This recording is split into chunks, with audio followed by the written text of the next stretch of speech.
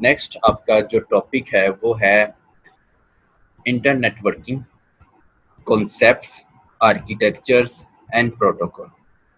Last जो हमने पढ़ा था वो हमने नेटवर्क्स का डिवाइसेस, बेसिकली हम पढ़ रहे हैं जो डिवाइसेस आपके पास आ जाती हैं। इंटरनेट हमने पढ़ा। इंटरनेट की डिवाइसेस दो तरह की होती हैं।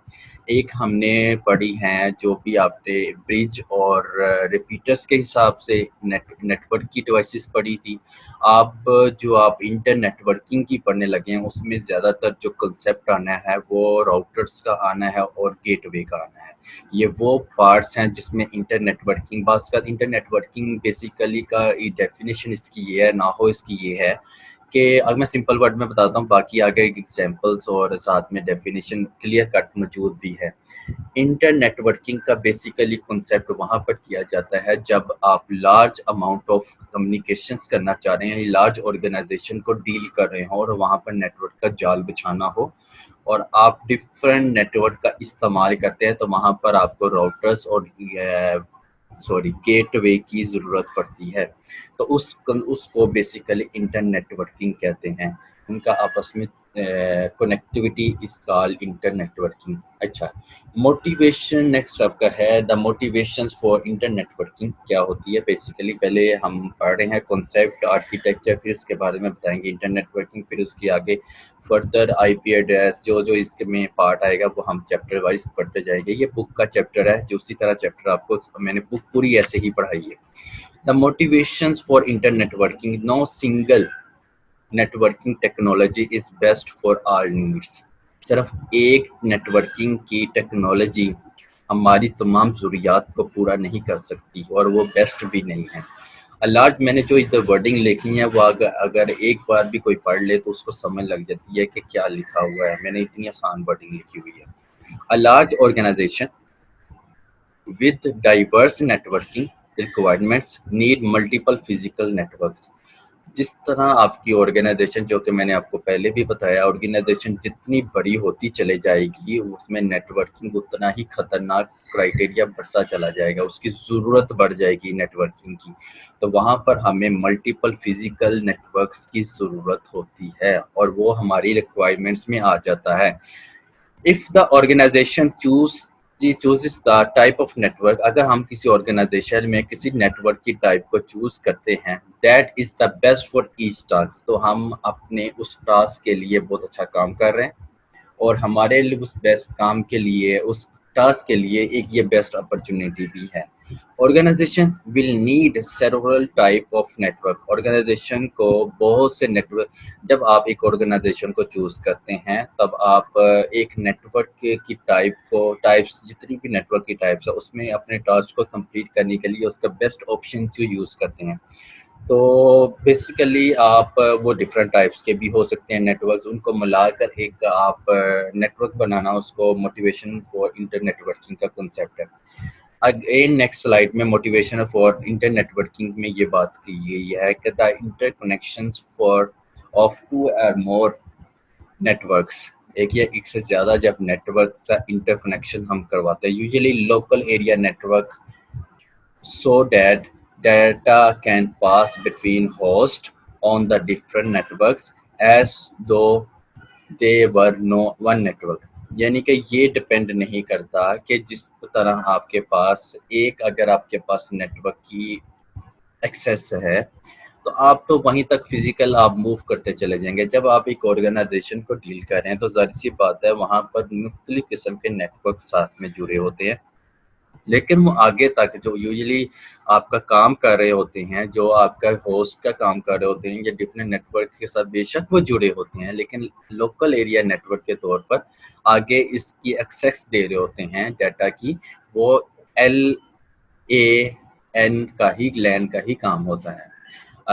चले, ये जो मैंने आपको जो स्टार्ट में बताया, this requires some kind of routers and gateway. तो हमें इंटर नेटवर्किंग को संभालने के लिए, काम चलाने के लिए और बड़ी बड़ी ऑर्गेनाइजेशन में विदाउट किसी डिस्टोर्शन के लिए, विदाउट किसी रिक्वायरमेंट रेजिस्टेंस के साथ हम जो कंसेप्ट यूज़ करते हैं वो करते हैं राउटर्स और गेटवे का। ये कुछ कंसेप्ट है, इंटर मोटिवेशंस रूल्स है जो कि हमने इसमें कंटिन्यू किया है। अब जो नेक्स्ट आपके पास क्राइटेरिया आता है वो आता है इसका नेक्स्ट आपके पास आता है मोटिवेशन फॉर नेटवर्किंग के बाद कुछ नेक्स्ट आपका ये टॉपिक है कॉन्सेप्ट ऑफ यूनिवर्सल सर्विसेज। अभी आपका इंटर नेटवर्किंग सारा कॉन्सेप्ट जारी है। अभी फिलहाल इंटर नेटवर्किंग के कॉन्सेप्ट्स, आर्किटेक्चर्स, उनको हम डील आउट कर रहे हैं और उसके मुताबिक ही हमने सारा ये चैप्टर कंटिन्यू करके ख़त्म करना है। The concepts of universal services, basically इसमें जो आपके पास यूनिवर्सल सर्विसेज की जो मल्टीपल नेटवर्किंग के साथ जो मेन प्रॉब्लम्स के साथ क्या क्या चीज़ें आती हैं। The chief problems with multiple networks, a computer attach to a given node network can only communicate with other computer attach to the same network. अगर आप एक किस्म का नेटवर्क ही इस्तेमाल कर रहे हैं तो एक कंप्यूटर एक नेटवर्क को इस्तेमाल करके दूसरे कंप्यूटर के साथ कम्युनिकेट कर रहे हैं। एक computer attached to the given network can only communicate with other computers attached to the same network। तब प्रॉब्लम्स क्रिएट होती हैं, या तो डाटा पूरा का पूरा नहीं पहुंचता या उसमें स्पीड का मसला आ जाता है। ये वो प्रॉब्लम्स बता रहा हूँ जो मल्टीपल नेटवर्क्स में के साथ कुछ प्रॉब्लम्स आती हैं अगर सेम नेटवर्क्स का इस्तेमाल है। तो ये आती हैं 1970 में large organisation began to require multiple network. 1970 में बड़ी ऑर्गेनाइजेशन ने ये कॉन्सेप्ट स्टार्ट किया था मल्टीपल नेटवर्क का, और हर एक नेटवर्क ऑर्गेनाइजेशन पर एक आइलैंड पर फॉर्म किया गया था और एम्प्लॉयज़ ने उसमें कंप्यूटर अप्रोप्रिएट के मुताबिक हर अपने टास्क के लिए अपना एक नेटवर्क या कंप्यूटर को चूज़ किया था। इसमें मल्टीपल स्क्रीन्स इन्वॉल्व हुई थी, कीबोर्ड्स इन्वॉल्व हुए थे, कंप्यूटर्स इन्वॉल्व हुए थे। इसके मद्देनज़र पहली ऑर्गेनाइजेशन 1970 से जब मल्टीपल कॉन्सेप्ट आया नेटवर्क का, तब जाहिर सी बात है कुछ परेशानियाँ भी आई होंगी।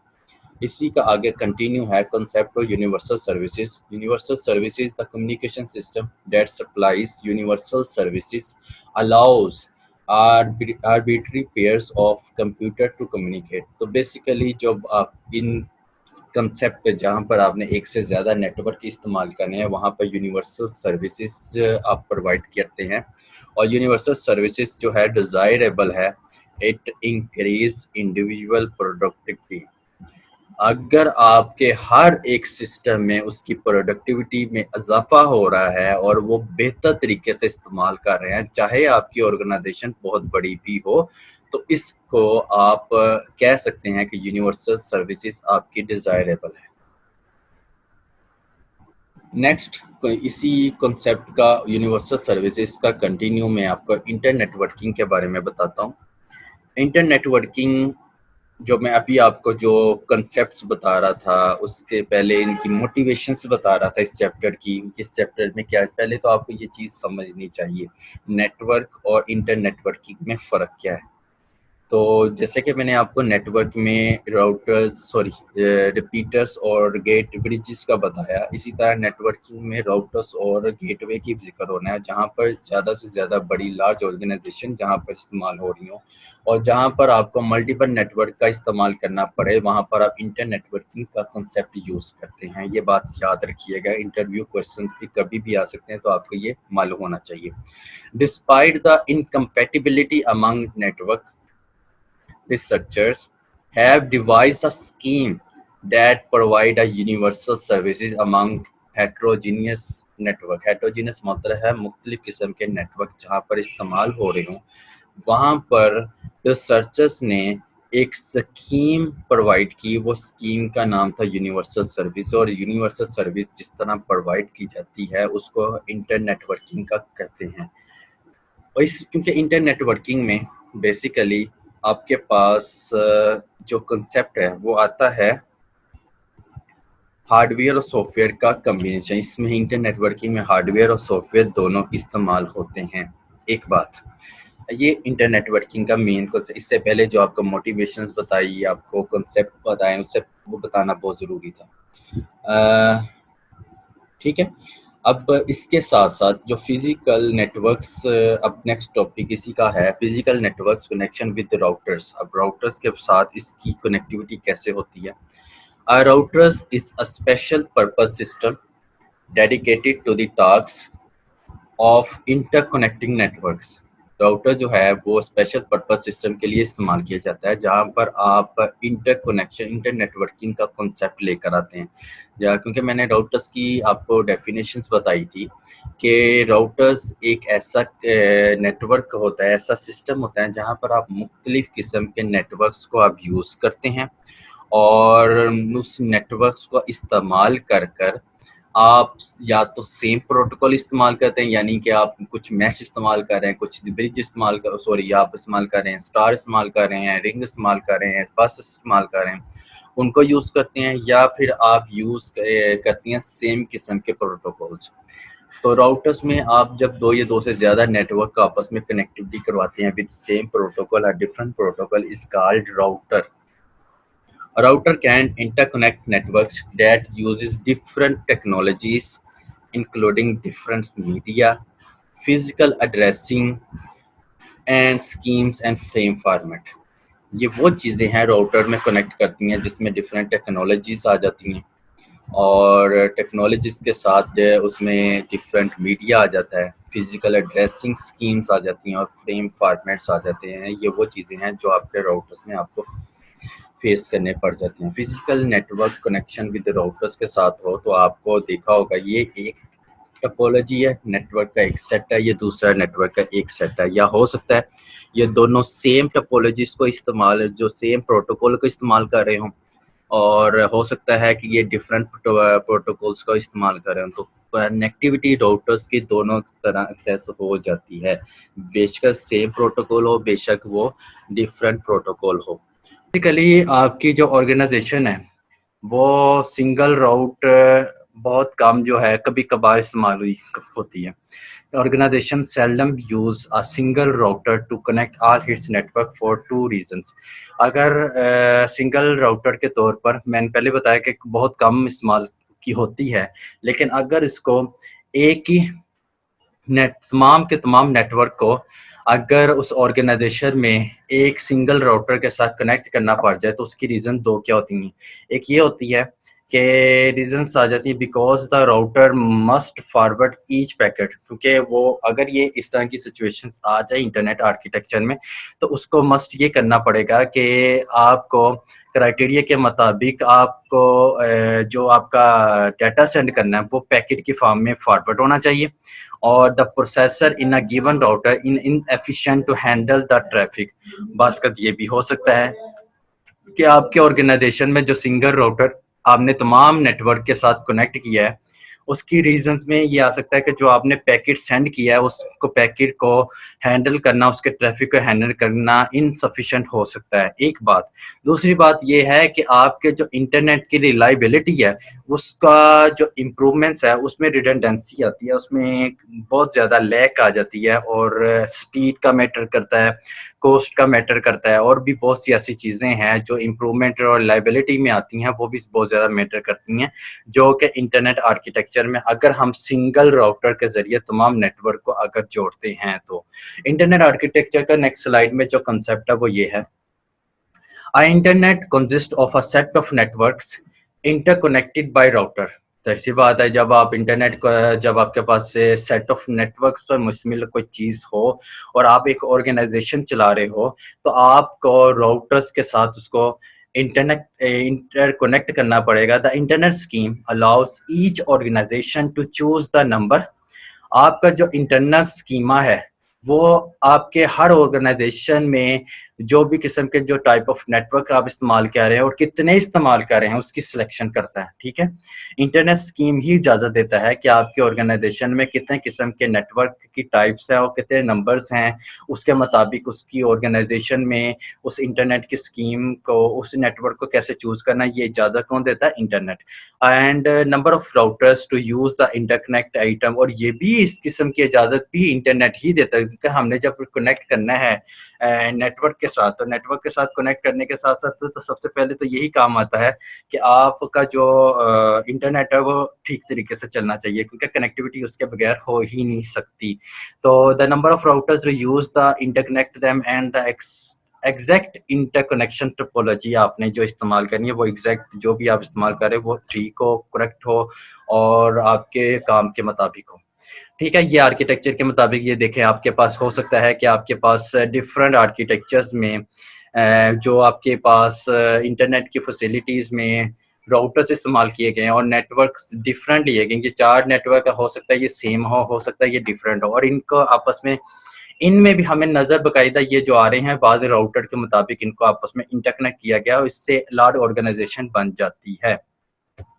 ये था इंटरनेट आर्किटेक्चर का कॉन्सेप्ट।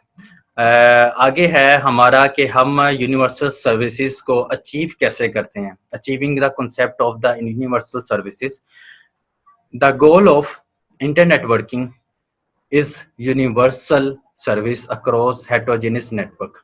और इसमें हम इंटरनेट वर्किंग का इस्तेमाल करते हैं, ठीक है, क्योंकि वहां पर एक से ज्यादा और डिफरेंट नेटवर्क्स की सर्विसेज को हासिल करने के लिए हम इंटरनेट वर्किंग का सहारा लेते हैं। To provide the services, all the computers and routers must agree to forward information from a source on one network to a specified destination। और इस चीज़ की तमाम कंप्यूटर्स के पास सर्विस के मुताबिक, ये राउटर्स के मुताबिक इस बात पर एग्री करें कि वो अपनी इंफॉर्मेशन एक नेटवर्क से उसके डेस्टिनेशन पॉइंट के तक वो फॉरवर्ड करेंगे, ठीक है। Again next slide, achieving the universal services में यही चीज मेंशन है। The task is complicated as frame format and address schemes में डिफर। हो सकता है कि जब आपका टास्क कॉम्प्लिकेटेड हो जाए फ्रेम फॉर्मेट के हिसाब से, और वहाँ पर आपके जो एड्रेसेस स्कीम्स हैं वो भी मुख्तलिफ हो सकते हैं। तो ये जो वहाँ पर अगर इस तरह की केस आ जाते हैं जहाँ पर आपको हैंडल करने के लिए प्रॉब्लम क्रिएट होती है, तो वहाँ पर आप एक मॉडल इस्तेमाल करते हैं। और मॉडल कौन सा इस्तेमाल होता है? टीसीपी आईपी मॉडल्स, ये इस्तेमाल होता है वहाँ पर। TCP IP models basically universal protocol software जहाँ पर कॉम्प्लिकेटिंग आती है और एड्रेसिंग स्कीम में मुख्तलिफ पॉइंट आते हैं, तो वहाँ पर हम TCP transmission control protocol IP और internet transmission control internet protocol and internet protocol ये इस्तेमाल करते हैं। वर्चुअल नेटवर्क जो कि आम इंसान को नजर आता है, नेक्स्ट स्लाइड ये है। वर्चुअल नेटवर्क क्या होता है? वर्चुअल नेटवर्क आम लिहाज से ये होता है कि आपको नजर यहाँ पर आ रहा है कि एक राउटर, एक आपने नेटवर्क इस्तेमाल किया हुआ, दरमियान में एक नेटवर्क है और ये नेटवर्क है और इसके साथ ये डिवाइसेस अटैच है, ठीक है। अब ये डिवाइसेस जो हैं या कंप्यूटर जो हैं एक नेटवर्क के साथ अटैच हैं। आपको तो वर्चुअल नेटवर्क में यही चीजें नजर आती है, ये इल्यूजन है कि एक सिंगल नेटवर्क आपको नजर आ रहा है और टीसीपी आईपी सॉफ्टवेयर जो है वो आपको यूजर को ये चीज प्रोवाइड करता है और एप्लीकेशन प्रोवाइड करता है, ठीक है।